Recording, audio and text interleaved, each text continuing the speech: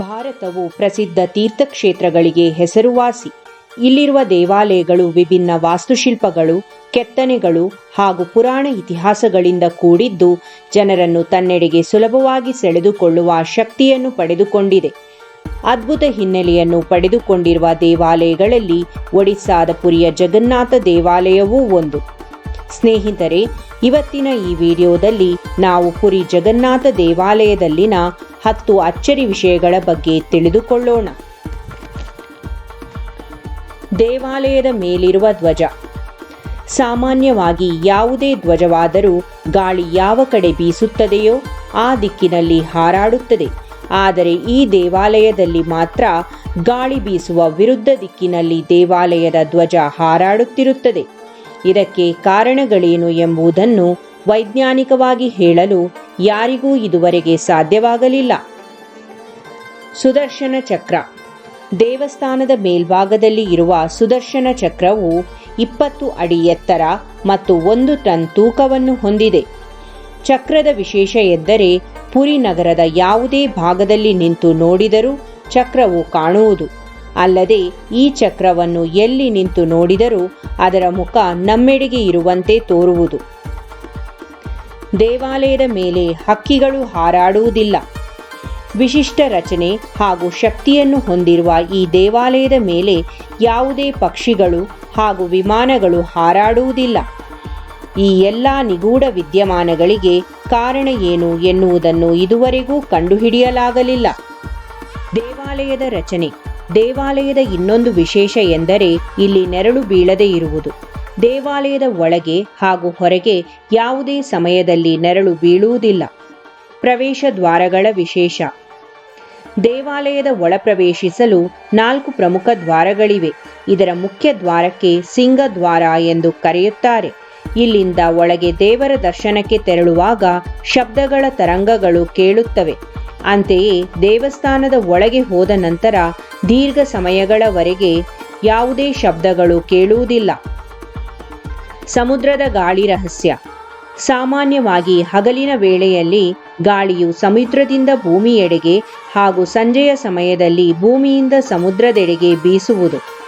ಪ್ರಕೃತಿಯ ನಿಯಮಗಳು ಪುರಿ ಜಗನ್ನಾಥ ದೇವಾಲಯದ ಬಳಿ ಇರುವ ಸಮುದ್ರದಲ್ಲಿ ತದ್ವಿರುದ್ಧವಾಗಿ ಉಂಟಾಗುವು.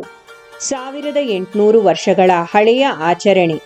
ಈ ದೇವಾಲಯದಲ್ಲಿ ಪ್ರತಿದಿನ ಅರ್ಚಕರು 45 ಮಹಡಿಯನ್ನು ಹೊಂದಿರುವ ಸುಮಾರು 1000 ಅಡಿ ಎತ್ತರದಲ್ಲಿರುವ ಗೋಪುರಗಳನ್ನು ಹತ್ತಿ ಬಾವುಟಗಳನ್ನು ಬದಲಾಯಿಸುತ್ತಾರೆ. ಈ ಆಚರಣೆಯು 1800 ವರ್ಷಗಳಿಂದಲೂ ನಡೆದುಕೊಂಡು ಬಂದಿದೆ. ಒಂದು ವೇಳೆ ಈ ಆಚರಣೆಯು ಅನಿರೀಕ್ಷಿತವಾಗಿ ತಪ್ಪಿದರೆ ಮುಂದಿನ 18 ವರ್ಷಗಳ ಕಾಲ ದೇವಾಲಯವು ಮುಚ್ಚಲ್ಪಡುತ್ತದೆ ಎಂದು ಹೇಳಲಾಗುವುದು. ಪ್ರಸಾದದ ವಿಶೇಷತೆ. ಇಲ್ಲಿ ಯಾವುದೇ ವಸ್ತುಗಳು ವ್ಯರ್ಥವಾಗುವುದಿಲ್ಲ. ದಿನಗಳಿಗೆ ಅನುಗುಣವಾಗಿ 2,000ದಿಂದ 20,000ವರೆಗೂ ಭಕ್ತರು ದೇವಾಲಯಕ್ಕೆ ಆಗಮಿಸುತ್ತಾರೆ. ಆದರೆ ದೇವಾಲಯದಲ್ಲಿ ಬೇಯಿಸುವ ಪ್ರಸಾದದ ಪ್ರಮಾಣವು ವರ್ಷವುದ್ದಕ್ಕೂ ಒಂದೇ ಆಗಿರುತ್ತದೆ. ಆದರೂ ಎಂದಿಗೂ ಪ್ರಸಾದ ಹೆಚ್ಚಾಗುವುದು, ಕಡಿಮೆಯಾಗುವುದು ಅಥವಾ ವ್ಯರ್ಥವಾಗುವ ಸನ್ನಿವೇಶಗಳು ಇದುವರೆಗೂ ಸಂಭವಿಸಿಲ್ಲ. ಪ್ರಸಾದ ತಯಾರಿಯ ನಿಯಮ. ಉರುವಲು ಬಳಸಿಯೇ ವಿಶೇಷ ಸವಿಯ ಪ್ರಸಾದವನ್ನು ಇಲ್ಲಿ ತಯಾರಿಸಲಾಗುತ್ತದೆ. ಮಾಡುವ ಅಡಿಗೆ ಅಥವಾ ಪ್ರಸಾದಕ್ಕೆ ಮಣ್ಣಿನ ಮಡಕೆಗಳನ್ನೇ ಬಳಸಲಾಗುವುದು. ಪ್ರಸಾದ ತಯಾರಿಕೆಗೆ 7 ಮಡಕೆಗಳನ್ನು ಬಳಸಲಾಗುವುದು. ಆ ಮಡಿಕೆಗಳನ್ನು ಒಂದರ ಮೇಲೊಂದರಂತೆ ಜೋಡಿಸಿ ಪ್ರಸಾದವನ್ನು ತಯಾರಿಸುತ್ತಾರೆ. ಸಾಮಾನ್ಯವಾಗಿ ಕೆಳಗಿರುವ ಮಡಕೆಯು ಬೆಂದ ನಂತರ ಮೇಲಿರುವ ಮಡಕೆಯು ಬೇಯುವುದು. ಆದರೆ ಇಲ್ಲಿ ತುತ್ತ ತುದಿಯಲ್ಲಿ ಇರುವ ಮಡಕೆಯ ಪ್ರಸಾದವು ಮೊದಲು ಬೇಯುತ್ತದೆ, ನಂತರ ಅದರ ಕೆಳಗಿರುವ ಮಡಕೆ, ಹೀಗೆ ಮೇಲಿನಿಂದ ಕೆಳಭಾಗದವರೆಗೂ ಒಂದಾದ ನಂತರ ಒಂದರಂತೆ ಬೇಯುವುದು. ರಥಯಾತ್ರೆ. ದೇವಸ್ಥಾನದ ವಿಗ್ರಹವನ್ನು 12ರಿಂದ 18 ವರ್ಷಗಳಿಗೊಮ್ಮೆ ಬದಲಾಯಿಸುತ್ತಾರೆ.